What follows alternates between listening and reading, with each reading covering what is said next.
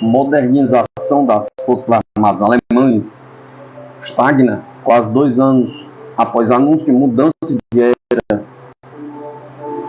O parlamento da Alemanha anunciou há 1 ano e meio um grande conjunto de investimentos militares. No entanto, a mídia norte-americana nota uma falta de impacto até agora. A modernização das Forças Armadas da Alemanha, anunciada no ano passado por Berlim, continua paralisada, enquanto seus militares sofrem com a escassez de infraestrutura, munição e equipamentos básicos, escreve na quarta-feira, 29 de 2023, o jornal norte-americano The New York Times. De acordo com especialistas oficiais do Exército citados, a mudança de era prometida pelo chanceler alemão Olaf Scholz é pouco visível para os soldados comuns. Muito dinheiro ainda não se materializou ou está sendo investido em armas que não estarão nas mãos dos soldados por anos. Devido a atraso nas compras e à necessidade de acelerar linhas de produção há muito adormecidas, diz o artigo, acrescentando que as mudanças estão ocorrendo tão lentamente que alguns se perguntam se elas realmente acontecerão. Nesse contexto, o jornalista do New York Times descreve a situação lamentável de uma escola de artilharia no estado ocidental da Renânia-Palatinado, que, de acordo com o plano atual, será reformada até 2042. A escola ainda está esperando a substituição de 14 obuseiros que foram enviados para a Ucrânia e reclama da falta de munição. Além disso, 85% dos prédios da escola precisam de reabilitação, com canos quebrados, telhados com vazamento e banheiros em condições tão ruins que estão permanentemente fechados. Pouco após o anúncio da Operação Militar Especial da Rússia, Scholz prometeu uma ambiciosa modernização do exército da Alemanha. Em junho de 2022, o parlamento da Alemanha aprovou a criação de um fundo especial de defesa de 100 bilhões com investimentos em armas e equipamentos modernos nos próximos anos. O fundo também deveria permitir que Berlim cumprisse a meta da OTAN de gastar 2% do seu PIB em defesa a cada ano. Christine Lambrecht, então ministro da Defesa da Alemanha, declarou que a administração da escassez acabou e que o dinheiro chegaria às tropas rapidamente e seria usado de forma adequada, eficaz e eficiente. Entrada no Brasil na OTEP é um golpe na política dos Estados Unidos contra a aliança, diz deputado venezuelano. A recente decisão do Brasil de ingressar na Organização dos Países Exportadores de Petróleo e seus aliados da OPEP é considerado um golpe estratégico contra a política norte-americana de enfraquecimento da aliança, segundo o deputado venezuelano William Rodrigues, membro da coalizão da esquerda Grande Polo Patriótico. Rodrigues é membro do Conselho Permanente de Energia e Petróleo da Assembleia Nacional da Venezuela. O fato de o Brasil decidir fazer parte da OPEP representa um retrocesso estratégico para os Estados Unidos, que tem mantido uma política de enfraquecimento da OPEP. E se pudesse, já teria destruído há muito tempo, destacou o legislador. A participação do Brasil foi discutida durante a reunião virtual da OPEP em 30 de novembro, que contou com a presença do ministro de Minas e Energia do Brasil, Alexandre Silveira de Oliveira. Durante a reunião, os países membros abordaram a possibilidade de cortar o fornecimento global de petróleo bruto em pelo menos 1 milhão de barris por dia no início do próximo ano. O Brasil, atualmente o terceiro maior produtor de petróleo do continente, tem produção diária de 2,6 milhões de barris e cerca de 114,8 milhões de pés cúbicos de gás. O deputado venezuelano destacou a capacidade de produção de petróleo e gás do Brasil, assim como seu esforço contínuo para aumentar a produção. Para ele, do ponto de vista da geopolítica energética, a entrada brasileira é vista como contribuição importante para a estabilização dos preços do petróleo bruto. O parlamentar enfatizou que a entidade tem feito esforços para se tornar um fornecedor seguro e confiável de hidrocarbonetos e energia do mundo. A decisão brasileira representa ampliação da aliança, que já inclui países como a Rússia, a Arábia Saudita e Venezuela. Interferência na operação de satélites da Coreia do Norte será uma declaração de guerra, diz mídia. A Coreia do Norte emitiu aviso afirmando que qualquer interferência na operação de seus satélites será considerada uma declaração de guerra, citando a agência telegráfica central da República Popular Democrática da Coreia. As informações foram divulgadas pela agência Reuters. A Coreia do Norte afirma que a interferência na operação dos seus satélites será considerada uma declaração de guerra, divulgou o veículo de imprensa. Além disso, o comunicado destaca que, em resposta a qualquer interferência dos Estados Unidos em suas atividades espaciais, a Coreia do Norte se compromete a eliminar a viabilidade dos satélites de reconhecimento americanos. A posição foi anunciada após a agência de notícias norte-americana informar que o líder Kim Jong-un recebeu imagens de bases militares estadunidenses na Califórnia e no Japão, capturadas por um satélite de reconhecimento lançado recentemente. Em 22 de novembro, a Coreia do Norte anunciou com sucesso a colocação em órbita do satélite de reconhecimento militar Muling Yong-1, lançado no dia 21 de novembro. O Ministério da Defesa da Coreia do Sul também confirmou o sucesso do satélite em órbita. O país asiático informou que o satélite iniciaria sua missão principal em 1º de dezembro. Mudança tectônica. Professor indica por que os Estados Unidos estão perdendo seu status hegemônico. As políticas de moralização dos Estados Unidos levarão ao declínio de sua influência e podem até levar à perda da aliança com Israel, declarou o professor da Universidade Americana Anton Sed-Yashin em um artigo para a revista National Interest. Depois de 2014, a crise ucraniana intensificou e exacerbou todos os problemas da política externa dos Estados Unidos e, como resultado, os Estados Unidos não estão apenas perdendo seu status geopolítico como hegemônico, mas também cometeram erros na luta contra o seu declínio, escreveu o professor. De acordo com Sed-Yashin, a razão para o declínio da hegemonia norte-americana foi a intoxicação das elites, com a moralização que aconteceu após o fim da Guerra Fria. Ele criticou a ideia dos Estados Unidos de dividir o mundo em países bons e ruins e aconselhou os políticos a recorrer ao legado do ex-secretário de Estado, o pragmático Henry Kissinger. O especialista chamou a atenção para a mudança tectônica na geopolítica, no âmbito da qual os Estados Unidos são excluídos da participação em questões de segurança do continente eurasiano. Sed-Yashin descreveu o envolvimento ativo da China na reconstrução das relações entre Irã e a Arábia Saudita como uma das manifestações da nova tendência. A recente expansão da comunidade econômica dos BRICS também se tornou um prenúncio do mundo multipolar, disse um analista. Irá e Israel também começar a olhar para Pequim ao planejar a sua política? Pergunta, indaga o professor. O presidente russo Vladimir Putin tem repetidamente enfatizado que a hegemonia do Ocidente está chegando ao fim, enquanto a ordem mundial multipolar será inevitavelmente fortalecida. Analista, com armas obsoletas, os Estados Unidos incitam corrida armamentista nuclear que só pode ter um final trágico. Os Estados Unidos permanecem atrás da Rússia e da China em termos de concorrência estratégica, enquanto ainda insistem em provocar conflitos com ambos os países na tentativa de reafirmar sua alegada superioridade. Essa situação pode produzir um resultado desastroso, aponta o analista Sputnik. No início de novembro, um teste programado de um míssil balístico intercontinental ICBM desarmado Minutan 3 pelos Estados Unidos terminou em fracasso quando a Força Aérea foi forçada a autodestruir prematuramente o míssil em pleno voo. O Pentágono relatou que foi devido a uma anomalia durante o teste. O míssil balístico nuclear está em serviço desde 1970, tendo sua vida útil estendida várias vezes após o fim da Guerra Fria em 1990, o que fez com que os Estados Unidos retirassem o foco da produção de mísseis estratégicos. Enquanto novas armas dos Estados Unidos, nomeadamente o ICBM Sentinel e bombardeiros estratégicos B-21 Raiden, entraram em serviço, elas serão superadas pelos armamentos da Rússia e China, uma vez que essas nações já alcançaram superioridade nuclear sobre os Estados Unidos, disse em entrevista a Sputnik, o ex-oficial de inteligência dos Estados Unidos, Scott Ritter. O Minutan 3 é um míssil muito antigo, ele foi renovado, o antigo combustível foi retirado e novo colocado, mas o importante aqui é que ele chegou ao fim de sua utilidade nesse teste. É um teste que a Força Aérea realiza periodicamente e que é projetado para mostrar confiabilidade no sistema Minutan 3. Bem, ele falhou. E então o que temos aqui é uma relíquia da Guerra Fria que está em suporte de vida e pode não ser capaz de fazer o trabalho que deveria fazer, disse o especialista. Ritter apontou, em comparação com os Estados Unidos, a Rússia tem mísseis modernos que estão sendo colocados em serviço agora, em particular o míssil balístico intercontinental pesado Sarmat, que pode ser munido com vários ogivas, incluindo a ogiva hipersônica Avangard. E o míssil Yas, que não é apenas móvel, mas também pode ser disparado de um silo. E o míssil Yas também pode transportar a ogiva hipersônica Avangard.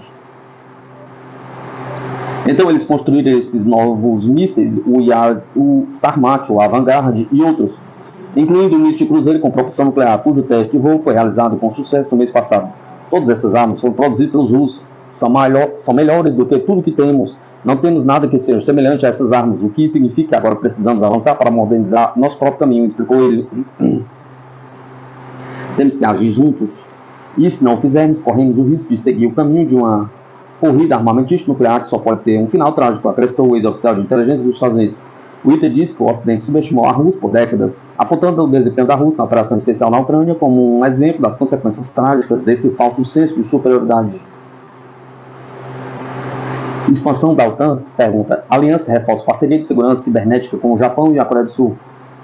O bloco militar concluiu nesta semana na Estônia as primeiras manobras de segurança cibernética com a participação plena dos dois países asiáticos. Os países da OTAN concluíram recentemente um de seus principais exercícios de segurança cibernética na Estônia, onde a Coreia do Sul e o Japão participaram pela primeira vez, informou na sexta-feira 1/12 de 2023 o portal Defense News. As manobras Coalizão Cyber 2023, realizadas em Tallinn, se focaram no compartilhamento de inteligência sobre ameaças e na resposta a cenários de ataque à infraestrutura crítica nacional virtual e também contra alvos e estruturas de natureza militar.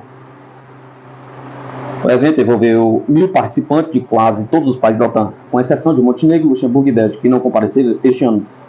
Foi um próximo passo lógico para a Coreia do Sul e o Japão participarem do exercício, e é um sinal do aprofundamento da cooperação que a OTAN vê com seus parceiros do Indo-Pacífico, comentou na terça-feira, 28 de 11 de 2023, David Van Well, vice-secretário-geral da OTAN para desafios emergentes da segurança, durante uma mesa redonda para a mídia. Van Well concluiu alguns dias antes do exercício uma visita ao Japão para se reunir com representantes do Ministério da Defesa do país asiático. Um comunicado divulgado pela OTAN diz que as reuniões se concentraram em discutir como fortalecer a cooperação em defesa cibernética, bem como tecnologias de defesa contra ameaças híbridas. O responsável da OTAN apontou a Rússia, a China e a Coreia do Norte como ameaças cibernéticas. China e Vietnã avaliam ligação ferroviária através do maior depósito de terras raras vietnamitas. Especialistas de ambos os países da indústria de terras raras discutiram uma cooperação mais forte no processo dos minerais. Hanoi já tem ligações ferroviárias com Pequim, mas o sistema é antigo e tem capacidade limitada do lado vietnamita. A China e o Vietnã estão trabalhando em uma possível atualização significativa de suas ligações ferroviárias subdesenvolvidas para impulsionar uma linha que atravessa o coração das terras raras vietnamitas e chega ao principal porto do país no norte, disseram autoridades e diplomatas ouvidos pela agência Reuters. As duas nações asiáticas também concordaram em reforçar os laços comerciais e promover conexões ferroviárias, de acordo com um comunicado do governo emitido ontem, 1/12 de 2023, depois que o chanceler chinês Wang Yi se reuniu com líderes na capital vietnamita. O primeiro-ministro vietnamita Pham Minh Chinh já havia pedido a modernização da ferrovia que liga Kunming, no sul da China, à cidade portuária de Haiphong, no Vietnã. Em um comunicado divulgado no mês passado, depois que o ministro do Comércio da China, Wang Wentao, fez uma rara visita a Hanoi. O Vietnã já tem ligações ferroviárias com Pequim, mas o sistema é antigo e tem capacidade limitada do lado vietnamita. Os dois sistemas não são interoperáveis neste momento, o que significa que os trens têm de parar na fronteira onde os passageiros e mercadorias são transferidos para serviços domésticos. A ferrovia melhorada, ressalta a agência, passaria pela região onde o Vietnã tem os seus maiores depósitos de terras raras, das quais a China é de longe o maior refinador do mundo. A China é o maior parceiro comercial do Vietnã e até agora é também o principal investidor, tendo em conta o investimento de Hong Kong, uma vez que muitas empresas chinesas transferem algumas das suas operações para o sul em meio às tensões comerciais entre Pequim e Washington. Ex-diplomata Zelensky é mantido numa bolha pelo regime e não acredita que Washington abandonará. O presidente da Ucrânia, Vladimir Zelensky, ainda nega que deixou de ser útil para o Ocidente, disse a Sputnik, o ex-diplomata denunciante ucraniano Andrei Telizhenko. O índice de aprovação de Zelensky está em uma queda livre na Ucrânia. De acordo com o The Economist, as últimas sondagens indicam que no presidente ucraniano confiam 32% da população, o que é menos da metade dos que o confiam no comandante em chefe das Forças Armadas da Ucrânia, general Valery Zaluzhny, 70%. Hoje vemos a legitimidade do presidente, que teve 70% de apoio dos ucranianos, porque eles queriam a paz, caindo drasticamente mesmo que a máquina de propaganda ainda esteja funcionando, observou Telizhenko. E ele, Zelensky, não está cedendo para realizar quaisquer eleições. Ele é um ditador, ele se colocou lá, ele é uma guerra oficial reconhecida pelo governo ucraniano ou pelo parlamento da Ucrânia oficialmente para impedir qualquer eleição, explicou o ex-diplomata em agosto. Zelensky sugeriu que a realização de eleições inicialmente programadas para março de 2024 seria possível, apesar da lei marcial, se o Ocidente fornecesse fundos e assistência. No entanto, quando sua disputa com o comandante das Forças Armadas do país atingiu seu auge, Zelensky descartou eleições, apesar dos principais decisores políticos ocidentais pedirem que ele realizasse o procedimento democrático para manter sua legitimidade, De acordo com Telezenko, o presidente ucraniano permanece em uma bolha de autoilusão. Zelensky não acredita que Washington o deixará, observa o delator. Pensa que ele ainda está na bolha controlada por seus membros de equipe pelo regime, pelo chefe de gabinete do presidente Andrei Yermak e outros funcionários que o mantêm numa bolha dizem: você ainda é bem-vindo no Ocidente. Sim, eles podem ter esfriado um pouco, mas ainda estamos ordenando com Washington. Mas acho que o Ocidente vai deixar cair essa bomba na Ucrânia e destruir Zelensky, afirmou Telezenko. Por fim, ele disse que o Ocidente mostrou sua verdadeira face na crise ucraniana decorrente. Enquanto os políticos ucranianos corruptos demonstraram fraqueza e miopia desde que eles morderam a isca do Ocidente e adotaram a russofobia. Erdogan defende jamais em meio à pressão dos Estados Unidos sobre fundos na Turquia, não importa o que digam. Neste sábado, 2 de 12 de 2023, o presidente turco, Erdogan, reiterou a sua recusa em designar o Hamas como organização terrorista, rejeitando as preocupações levantadas por Washington. Esta semana, os Estados Unidos, através do subsecretário do Tesouro, Brian Nelson, pressionaram Ankara a restringir a arrecadação de fundos para o Hamas no país, conforme noticiado. Nunca poderia aceitar o Hamas como organização terrorista, não importa o que digam, disse Erdogan, respondendo a observações do subsecretário de segunda agência Bloomberg. Na quinta-feira, Nelson destacou a capacidade de angariação de fundos do Hamas em solo turco para potenciais ataques futuros. Os diferentes pontos de vista sobre o conflito Israel-Hamas intensificaram as discussões entre Washington e Ankara, criticando os países ocidentais, especialmente os Estados Unidos e o Reino Unido. Erdogan também apelou a uma mudança de foco apenas na ameaça percebida do Hamas para a priorização de uma solução abrangente de dois estados. O presidente afirmou que tal abordagem poderia potencialmente mitigar os problemas em Gaza e as ameaças mútuas, sublinhando que excluir ou erradicar o Hamas não é um cenário realista. O apelo surge em meio à indicação de Israel de que pretende expandir sua campanha na parte sul de Gaza, levantando preocupações sobre um potencial aprofundamento da crise humanitária do território. Embora os Estados Unidos apoiem as medidas de autodefesa de Israel e pretendam restringir o apoio financeiro do Hamas, Erdogan condenou veementemente Tel Aviv, rotulando o país como um criminoso de guerra e posicionando o Hamas como um movimento de libertação.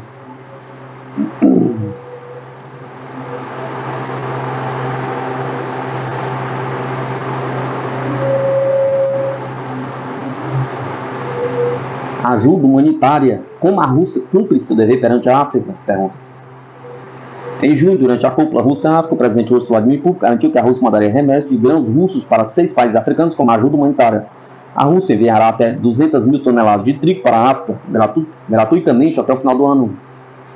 Para onde os grãos serão entregues: Mali, Burkina Faso, República Democrática do Congo, Eritreia, Somália e Zimbábue.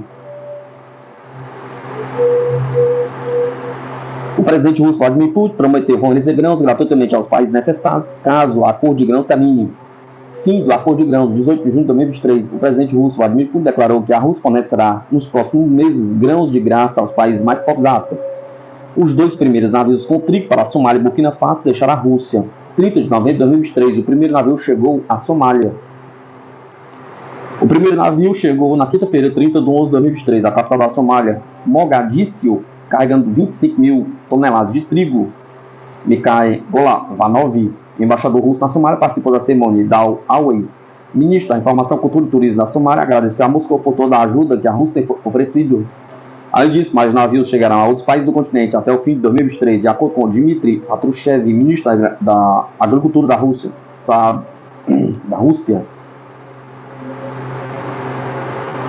Ex-general principal da Ucrânia disse que o país falhou na contraofensiva, decepcionou muitos.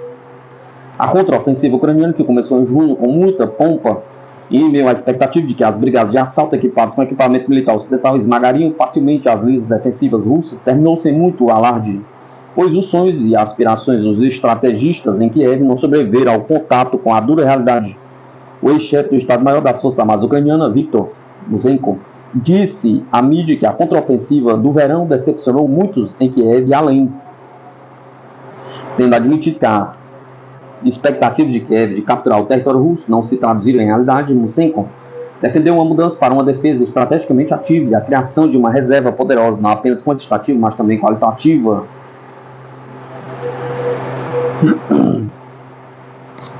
Uma reserva de qualidade, a presença de organizações militares, uma brigada, um corpo e assim por diante, preparo equipado ordenado, com moral elevada e capaz de resolver problemas, afirmou, citado pela revista Newsweek.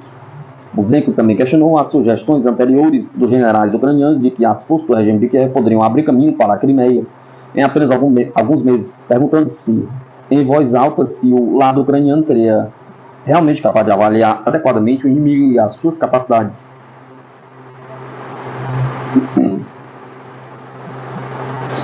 Caminhoneiros eslovacos se unem a poloneses em bloqueio da fronteira. Catastrófico, diz a Ucrânia. O Sindicato dos Transportadores da Eslováquia iniciou a ação ontem, 1º de 12 de 2023, na única passagem do país para o transporte de mercadorias, estendendo os bloqueios ao longo da fronteira Polônia-Ucrânia. Os caminhoneiros eslovacos exigem que a União Europeia reverta uma decisão tomada durante o conflito e afrouxar as regras de licenciamento para os caminhoneiros ucranianos. A perturbação da concorrência teve um impacto devastador no mercado de transportes eslovaco, mas também nos mercados de outros estados vizinhos e em toda a União Europeia, afirmou o sindicato em um comunicado citado pela agência Bloomberg. A organização, que avaliará se uma reunião dos ministros do transporte da União Europeia em Bruxelas na próxima segunda-feira atenderá às suas demandas, disse que o bloqueio durará até novo aviso. Caminhoneiros poloneses começaram a bloquear 3 passagens com a Ucrânia no dia 6 de novembro, provocando engavetamentos de dezenas de milhares de veículos em ambos os lados da fronteira sob temperaturas congelantes. 2 motoristas ucranianos morreram. O governo ucraniano acusou a Polônia de inação, uma vez que o comércio é perturbado, enquanto o país se encontra em conflito, mas Varsóvia apontou o dedo a Kiev. Na sexta-feira, 1º de 12 de 2023, a Ucrânia disse que cerca de 2.100 caminhões que tentavam entrar no país foram bloqueados no lado polonês e que o efeito está sendo catastrófico, afirmando que ucranianos estão pensando em fazer greve de fome se a situação não melhorar. Bloqueio do tráfego na fronteira entre Polônia e Ucrânia.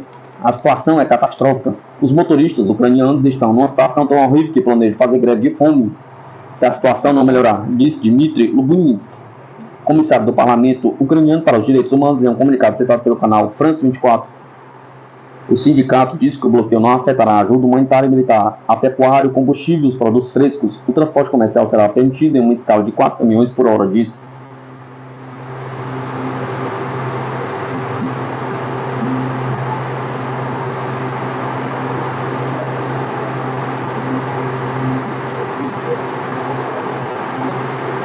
A APUS aposta na inteligência artificial para reforçar capacidades de guerra antissubmarina no Índio-Pacífico.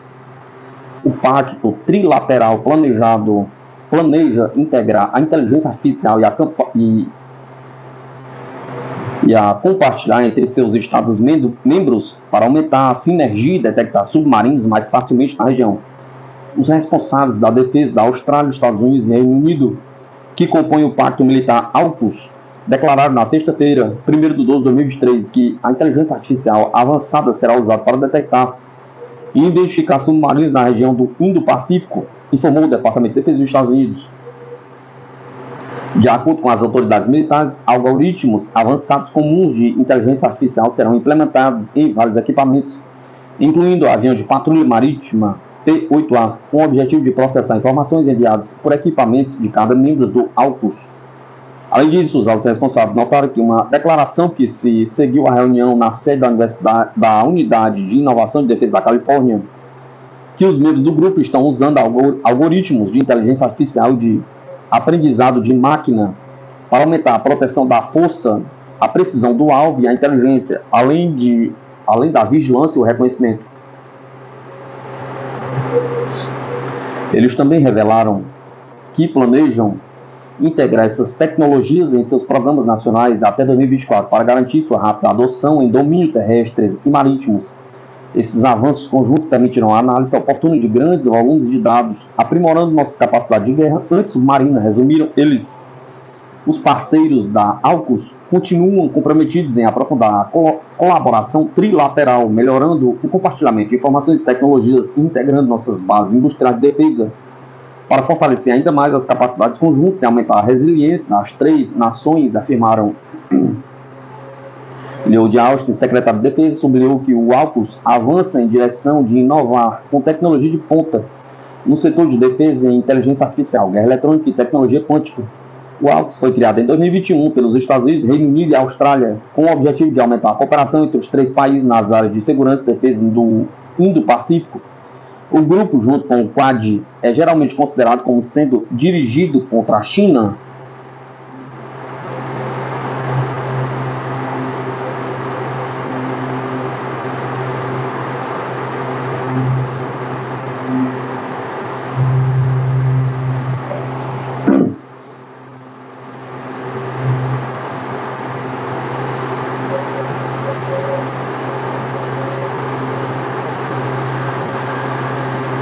Legisladora na Alemanha descreve a Ucrânia como poço sem fundo após gastos multibilionários.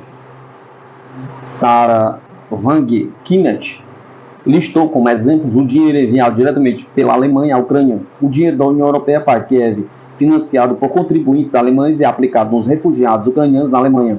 Sarah, membro do parlamento Bundestag da Alemanha, expressou sua insatisfação com a entrega de um presente de 24 bilhões para a Ucrânia. A Ucrânia se assemelha cada vez mais a um poço sem fundo, de acordo com os números do próprio governo alemão. Ele transferiu diretamente 24 bilhões em receitas fiscais para a Ucrânia durante o conflito. Isso inclui fundos para armas e contribuições para o orçamento do Estado ucraniano, informou ela.